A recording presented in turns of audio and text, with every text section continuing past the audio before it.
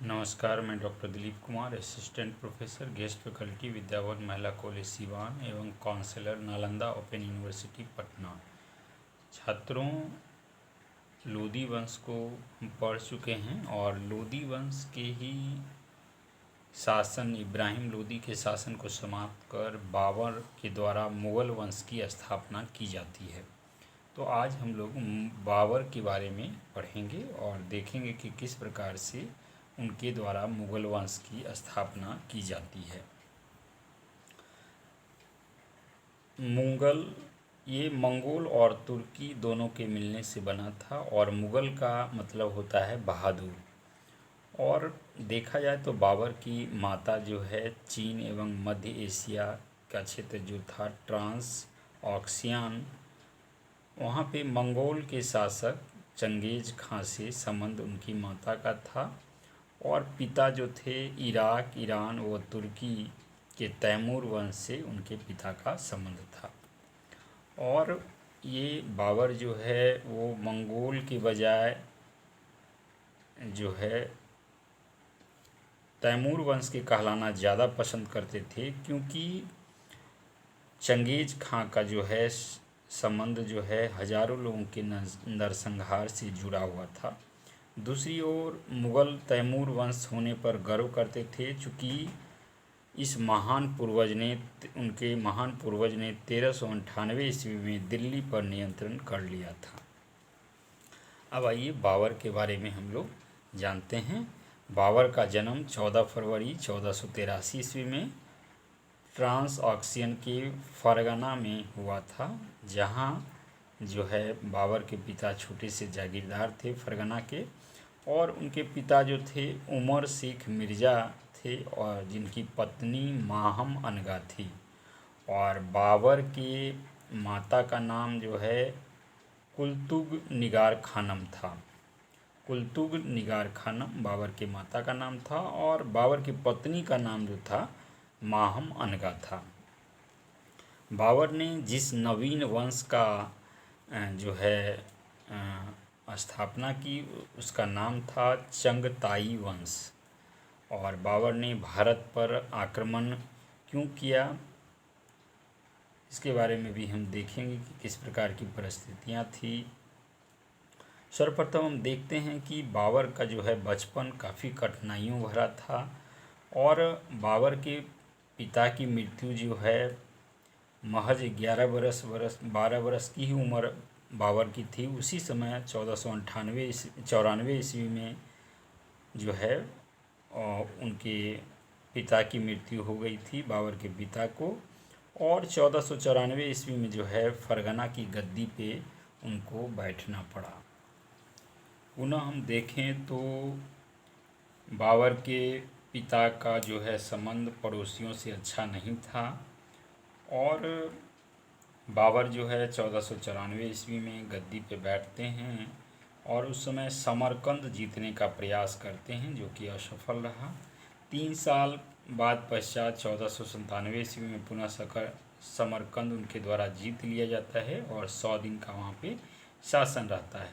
पुनः 1501 ईस्वी में उन्होंने समरकंद जीता और 8 माह शासन किया। पुनः वहाँ से उन्हें भागना पड़ता है और उन्हें कई प्रकार की चुनौतियाँ थी। मध्य एशिया में शक्तिशाली उज़्बेकों से जो है पराजय का डर बाबर को बना रहता था। पुनः शक्तिशाली सफवी वंश और उस्मानी वंश से भी उनको खतरा था। इस कारण से जो है बाबर अपने दूर के चाचा जो अफ़गानिस्तान में थे वहाँ चले गए और 1504 ईस्वी में पुनः बाबर ने काबुल पर अधिकार कर लिया और उस समय वो पादशाह अथवा बादशाह की उपाधि 1507 ईस्वी में धारण करते हैं। और बाबर के पूरा नाम की बात की जाए तो उनका पूरा नाम जहीरुद्दीन मोहम्मद बाबर था। और बाबर ने भारत पर जो पहला आक्रमण किया वह जो है 1519 ईस्वी में बाजौर पर किया और यह आक्रमण जो है यूसुफजाई जाति के विरुद्ध था और उस आक्रमण में उन्होंने भेरा के किले को जीत लिया। कारण यह था कि उन्होंने सर्वप्रथम जो है बारूद का प्रयोग इसमें किया और जिसके वजह से जो है उन्हें सफलता मिली। और हम देखें तो बाबर जो है वह काफ़ी विभिन्न शिक्षा उनकी अच्छी हुई थी और विभिन्न तरह के युद्ध कला का उन्हें बाकायदा प्रशिक्षण मिला था। तुगलुम तुगलमा युद्ध पद्धति उन्होंने उज़्बेकों से सीखी थी। बंदूकों का प्रयोग उन्होंने ईरानियों से, घुड़सवारी तुर्कों से, व्यूह व्यूह रचना यानी कौन सा तरीका कब इस्तेमाल करना है, किस प्रकार से व्यूह की रचना करनी है ताकि जो है उसके दुश्मन जाल में फंस जाए, तो ये मंगोलों एवं अफ़गानों से उन्होंने सीखा था। पुनः भारत पर बाबर जो है जिस समय आक्रमण किया उस समय हम देखें तो भारत छोटे छोटे टुकड़ों में बटा हुआ था। कई जो छोटे छोटे राज्य थे, बंगाल, मालवा, गुजरात, सिंध, कश्मीर, मेवाड़, दिल्ली, विजयनगर, बहमनी इत्यादि छोटे छोटे स्वतंत्र राज्य में बटे हुए थे। और पुनः जो है भारत पर बाबर को आक्रमण करने के लिए निमंत्रण भी मिलता है, एक पंजाब के सूबेदार दौलत खां से, और दूसरा दिल्ली पर जो शासन था वह इब्राहिम लोदी का था। तो उनके चाचा आलम खां थे और उनको भी इब्राहिम खां से नहीं बन रहा था, आपस में संबंध अच्छे नहीं थे। और पुनः जो हम देखें तो उस समय का वातावरण बड़ा ही दूसरी तरह का था। इब्राहिम लोदी जो है दिल्ली का शासक था, तो उनके सरदार एवं जो आमिर थे वो भी उनसे नाराज़ चल रहे थे। और जो इस प्रकार से हम देखें और जो है इस प्रकार से देखें तो, और तीसरा जो है तो राणा सांगा जो है उन्होंने भी बाबर को जो है सैनिक सहायता देने का वचन दिया और आमंत्रण किया। तो पंजाब के सूबेदार दौलत खां और इब्राहिम लोदी के चाचा आलम खां और पुनः राणा सांगा से जो है निमंत्रण पाकर बाबर का जो है हौसला बुलंद होता है भारत पर आक्रमण करने के लिए, और वह आक्रमण करने को आगे बढ़ता है। और ख़ास करके राणा सांगा, चूँकि उनकी सेना बड़ी थी और काफ़ी मजबूत शासक थे वो, उनका जो है सैनिक सहयोग पाकर या उनका सैनिक सहयोग का वचन पाकर जो है बाबर जो है भारत पे आक्रमण के लिए आगे बढ़ता है। और पुनः देखें तो बाबर जो है के प्रमुख युद्ध हम देखते हैं कि तो बाबर जो है भारत पे आक्रमण करता है और पानीपत का प्रथम युद्ध 21 अप्रैल 1526 ईस्वी में ये लड़ा जाता है। इब्राहिम लोदी जैसा कि शासक थे, उनका शासन चल रहा था, तो इब्राहिम लोदी एवं बाबर की सेना जो है आपस में आमने सामने होती है। और इसमें हम देखते हैं कि बाबर का जो है जीत होता है और दिल्ली और आगरा दोनों पर जो है बाबर का कब्जा हो जाता है।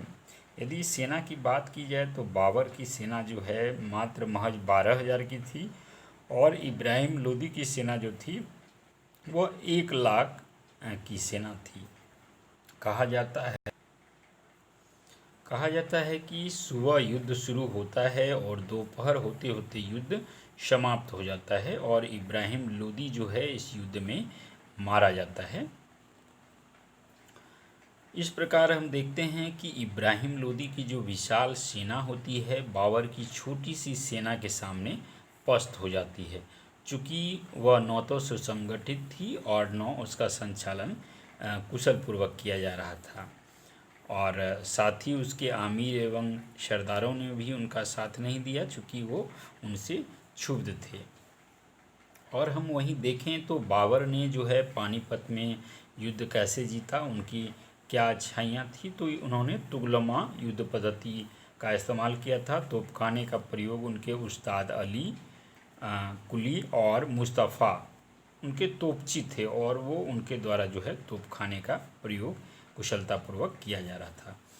वहीं तोपों को सजाने की जो है उस्मानी पद्धति का इस्तेमाल बाबर के द्वारा किया गया था। उस्मानी पद्धति में क्या होता था कि 2 गाड़ियों के मध्य जो है तोपों को रखा जाता था और आसानी से जो है उसका संचालन किया जाता था। तो उस्मानी पद्धति का भी तोपों का जो है इस्तेमाल करते हुए इसमें विजय की यह वजह थी। इनका कुशल संचालन, तुगलमा पद्धति और तोपखानों का प्रयोग और कुशल संचालन जो है, जिसके वजह से जो है बाबर को इस युद्ध में जीत मिलती है। और इस समय गुरु नानक देव जो थे उस समय युद्ध के प्रत्यक्षदर्शी से थे, अर्थात उस समय के समकालीन थे जिस समय यह युद्ध 1526 ईस्वी में लड़ा जाता है। और युद्ध जीतने के बाद हम देखें तो बाबर ने जो है अपने सरदारों को उचित पुरस्कार प्रदान किया। कहा जाता है कि बाबर ने उदारता की नीति अपनाई और काबुल के प्रत्येक निवासी को एक एक चांदी के सिक्के दिए। इस युद्ध में बाबर के द्वारा जो है अपार धन लूटा गया था और बाबर के दान करने की इस प्रवृत्ति के कारण ही उन्हें जो है वहाँ की जनता ने कलंदर की उपाधि प्रदान की थी। तो ये किसे प्रदान की गई थी, यह भी प्रश्न है। तो ये बाबर को प्रदान की गई थी और कब प्रदान की गई थी, तो पानीपत के प्रथम युद्ध के उपरांत जो है वहाँ की काबुल की जनता जो है उनको प्रदान की थी कलंदर की उपाधि। तो ये ध्यान आप रखेंगे, ये प्रश्न कई बार परीक्षाओं में पूछा भी जाता है।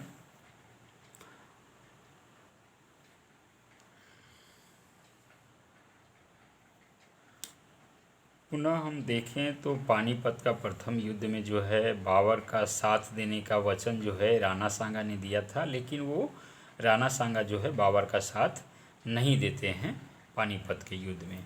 तो इस वजह से जो है बाबर को उनके प्रति गुस्सा रहता है। और दूसरा जो युद्ध होता है बाबर का, वह जो है राणा सांगा के विरुद्ध में होता है और ये 16 मार्च 1527 ईस्वी का होता है, को युद्ध होता है जिसे खानवा का युद्ध कहा जाता है। खानवा का युद्ध यह होता है 16 मार्च 1527 ईस्वी में राणा सांगा के विरुद्ध में। राणा सांगा एक मजबूत शासक थे और राणा सांगा ने जीवन में लगभग 100 युद्ध लड़े थे और जीते भी थे कई युद्ध, और उनके शरीर पर 80 से ज़्यादा घाव थे। अर्थात वे राणा सांगा जो है एक बड़े ही पराक्रमी शासक थे। और राणा सांगा और बाबर के साथ देखते हैं दोनों के बीच जो है खानवा का युद्ध होता है। तो राणा सांगा के साथ जो है कई प्रकार की सेना रहती है। हसन खां मेवाती की सेना, महमूद लोदी की सेना, आलम खां की सेना और राजा मेदिनी राय। तो ये चार प्रकार का जो है चार अलग अलग सेना जो है उनको सपोर्ट करती है और खुद की भी सेना रहती है राणा सांगा का। और संयुक्त रूप से जो है इतनी सारी सेना बाबर के विरुद्ध खिलाफ लड़ती है, लेकिन फिर भी बाबर को हम देखते हैं कि बाबर युद्ध जीत जाता है। और राणा सांगा के नाम पर जो है बाबर की सेना डरी हुई थी और बाबर जो है अपनी सेना को उत्साहित करने के लिए वो जिहाद का नारा देते हैं। और जिहाद का नारा, जिहाद मतलब होता है गैर इस्लामिक लोगों को मार दो अथवा इस्लाम की रक्षा के लिए लड़ा गया युद्ध, इसका मतलब होता है जिहाद। तो साथ ही जो है बाबर जो है लोगों को, अपने सैनिकों को शराब छोड़ने के लिए, शराब जो उस समय बेचा जा रहा था उसकी बिक्री पर भी प्रतिबंध वो लगा देते हैं ताकि जो है उसका बुरा प्रभाव, शराब का बुरा प्रभाव उनके सैनिकों पर नहीं पड़े। साथ ही सैनिकों को जो है कसम दिलाई जाती है कि जो है मर जाएंगे लेकिन मैदान नहीं छोड़ेंगे, इसकी कसम जो है सैनिकों को दिलाई जाती है। तो इस प्रकार से जो है हम देखते हैं कि जिहाद का नारा भी दिया जाता है और पुनः जो है शराब छोड़ने को विवश किया जाता है और जो है मैदान छोड़कर नहीं हटने की भी कसम दिलाई जाती है। पुनः जो है सैनिकों को आकर्षित करने के लिए बाबर के द्वारा जो है तमगा नामक एक कर लगाया जाता था सैनिकों पर। तो सैनिकों पर लगने वाला यह जो कर था, तमगा नामक कर, वह भी जो है सैनिकों के मनोबल बढ़ाने के लिए वह ख़त्म कर दिया जाता है। और हम देखें तो इस युद्ध में जो है राणा सांगा घायल हो जाते हैं। घायल होने के बाद उस युद्ध से हटा लिया जाता है और इस युद्ध के विजय के बाद जो है बाबर गाजी की उपाधि धारण करता है, जिसका मतलब होता है काफिरों को मारने वाला। और इस युद्ध में हम देखें तो राजपूत सैनिकों के जो है सिरों को काट कर एक मीनार की तरह एक टीला खड़ा कर दिया जाता है, बना दिया जाता है। और दिखाया जाता है कि इस प्रकार से दिखाया जाता है या प्रदर्शित किया जाता है कि उसने जो है जिहाद को जीत लिया। जिस प्रकार जो है बाहुबली 2 के फिल्म में भी दिखाया गया है, दर्शाया गया है कटप्पा के दृश्य के बाद। अब आइए हम देखते हैं कि बाबर के का जो है तीसरा युद्ध बाबर के द्वारा कौन सा लड़ा जाता है। तो तीसरा जो महत्वपूर्ण युद्ध था वह चंदेरी का युद्ध था और 29 जनवरी जो है 1528 ईस्वी में चंदेरी का जो है युद्ध लड़ा जाता है। वह मालवा चंदेरी जो है वह जगह जो था वह मालवा बुंदेलखंड की सीमा पर स्थित एक व्यापारिक स्थल था और वहाँ के जो शासक थे वो मेदिनी राय थे, जो कि राणा सांगा का एक सरदार थे और उन्हीं के विरुद्ध में यह युद्ध लड़ा जाता है। और बाबर ने जो है पहले सर्वप्रथम उसे अधीनता स्वीकार करने का जो है संदेशा भेजते हैं, लेकिन मेदिनी राय जब उनकी अधीनता स्वीकार नहीं करने को तैयार होते हैं तो बाबर और मेदिनी राय के बीच में है, दोनों के बीच में जो युद्ध होता है। और मेदिनी राय का जो इसमें साथ देते हैं, इस युद्ध में शेरशाह देते हैं। लेकिन हम देखें तो पुनः जो है बाबर की इस युद्ध में जीत होती है और बाबर जो है मेदिनी राय की 2 बेटियों को उठा लेता है और एक को अपने पुत्र हुमायूं और दूसरे को जो है दूसरे पुत्र कामरान को सौंप देता है। तो इस प्रकार से हम देखें तो भारत में जो है बाबर का प्रवेश जो है पानीपत युद्ध के साथ होता है और खानवा के युद्ध के बाद जो है राणा सांगा के विरुद्ध जो खानवा का युद्ध होता है उसके बाद देखते हैं उनके शासन को जो है एक अस्थायित्व मिलता है, एक अस्थायित्व जो है उनके शासन को मिलता है। और पुनः जो है उनका अगला युद्ध जो होता है बाबर का वह 5 अप्रैल 1529 ईस्वी में घाघरा का युद्ध होता है और इसमें बंगाल और बिहार की संयुक्त सेना बाबर के खिलाफ लड़ती है। और इसमें जो है महमूद लोदी जो है बिहार के वो शासक रहते हैं, अफ़गान शासक, वो और बाबर के बीच है जो युद्ध लड़ा जाता है। और इस युद्ध में भी हम देखें तो बाबर की जो है जीत होती है और बाबर का जो है यह घाघरा का युद्ध जो है वह अंतिम युद्ध होता है। और इस युद्ध के उपरांत हम देखें तो उनका शासन जो है हिमालय से लेके ग्वालियर तक और ये उत्तर में हिमालय से लेके दक्षिण में ग्वालियर तक और पूर्व में बंगाल से लेके पश्चिम सिंध तक जो है इतना बड़ा इनका शासन का क्षेत्र हो जाता है, बाबर के अधीन आ जाता है। और यह मात्र एक ऐसा युद्ध था घाघरा का युद्ध जो जल एवं थल दोनों से लड़ा गया था। यानी घाघरा का युद्ध जो है जो कि बगल में जो ये था नदी था, इसके वजह से जो है यह जल और थल दोनों स्थलों से जो है यह युद्ध लड़ा जाता है।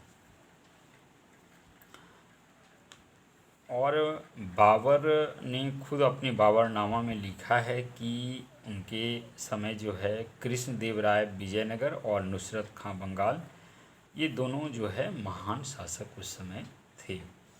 और बाबर की मृत्यु की बात की जाए तो घाघरा के युद्ध जो 5 अप्रैल 1529 ईस्वी में हुआ था उसके पश्चात ही बाबर की मृत्यु हो जाती है। 26 जनवरी 1530 ईस्वी में बाबर की आगरा में मृत्यु हो जाती है। और कहीं कहीं यह भी लिखा मिलता है कि इब्राहिम लोदी की माँ जो है उसे जहर देकर बाबर को मरवा देते हैं। तो इस प्रकार से हम देखें कि बाबर की मृत्यु हो जाती है।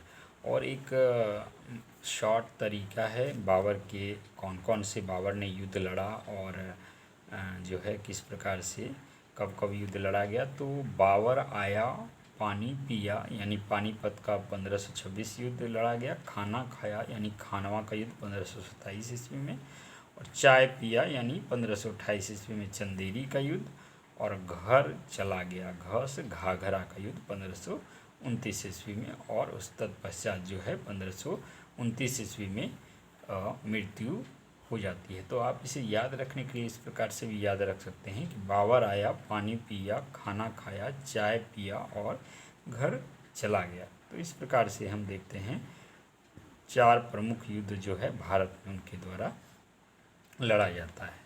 और पुनः देखें तो आगरा में ही बाबर ने जो है नूर अफ़गान अथवा आराम बाग का निर्माण उन्होंने करवाया था। तो यह जो है आराम बाग जो है या नूर अफ़गान जो है बाग जो है वह ज्यामितीय विधि से बनाया गया था। उसी में उनको दफना दिया जाता है बाबर को।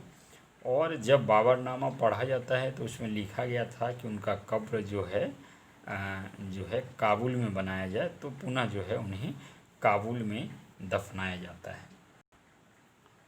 पुनः हम देखें तो बाबर एक विद्वान थे और उन्होंने अपनी आत्मकथा स्वयं लिखी थी तुजुक ए बाबरी, जो बाबरनामा के नाम से प्रसिद्ध हुआ। यानी तुजुक ए बाबरी को बाबरनामा भी कहा जाता है और यह जो है तुर्की भाषा में लिखा गया था। बाबर पहला मुग़ल शासक था जिसने अपनी आत्मकथा लिखी थी। और पुनः हम देखें तो बाबर ने एक काव्य संग्रह भी इनका था, बाबर का दीवाने तुर्की या दीवान तुर्की नाम से। पुनः एक पद शैली जो है की रचना अथवा शुरुआत उन्होंने की थी जिसका नाम था मुंबई यान। और पुनः देखें तो बाबर जो है रिसाल ए उसज की रचना की थी, जो खत ए बाबरी के नाम से जाना गया। और बाबर ने जो है सड़कों को नापने के लिए एक मापक यंत्र तैयार किया था जिसे गज ए बाबरी कहा गया। बाबरनामा जो लिखी गई तुर्की में, बाद में हम देखें तो उसे अब्दुल रहीम खान के द्वारा जो है फ़ारसी में अनुवाद किया गया था। और अंग्रेज़ी में जो है बाद में जो है एक अंग्रेज लेडीज बेवरीज के द्वारा जो है उसका अंग्रेज़ी में भी अनुवाद किया गया था। बाबर ने सिक्का भी चलाया था अपने नाम से और उनके सिक्के जो थे काबुल में शाहरुख के नाम से जाना जाता था और कंधार में जो है बाबरी के नाम से वह सिक्का उनके द्वारा चलाया गया सिक्का जाना जाता था, जो कि चांदी का सिक्का था।